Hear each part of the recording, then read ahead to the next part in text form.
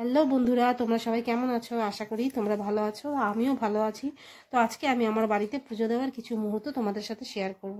তো সবার ফার্স্টে আমি জলের মধ্যে অগরু, আতর, চন্দন এইসব দিয়ে সব ঠাকুরকে ভালো করে মুছিয়ে দিব। মুছিয়ে দেওয়ার পর এই দেখো আমার গোপুসোনাকে সোয়েটার পরিয়ে দিচ্ছি। গোপুসোনা অনেক ছোট, তো ঠান্ডা লেগে যায়, তাই জন্য সোয়েটার পরিয়ে দিচ্ছি। সুন্দর সাজুগুজু করে বসিয়ে দিয়েছি। এখন আমি দিব শিব ঠাকুরের মাথায় জল দিব, কারণ শিব ঠাকুরের মাথায় রোজ দিন জল দিতে হয়, জল না দিলে ভালো না, এটা আমি শুনেছি।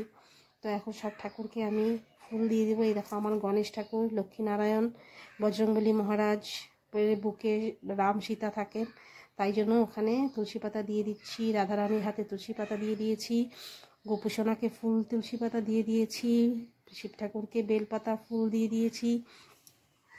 তো তোমাদের সবার কেমন লাগলো? এখন দেখো আমি ঠাকুরের ভোগের জন্য আপেল আর ছাতু দিয়ে লাড্ডুর মতন বানিয়েছিলাম, তো আজকে ওটা দিয়ে ভোগ দিয়েছি।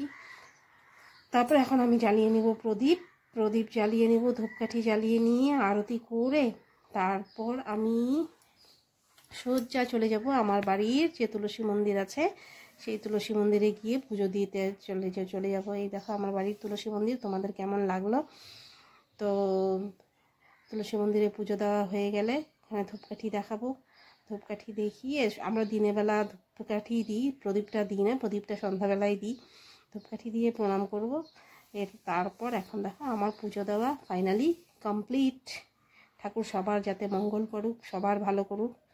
তো আজকের জন্য এতটুকু।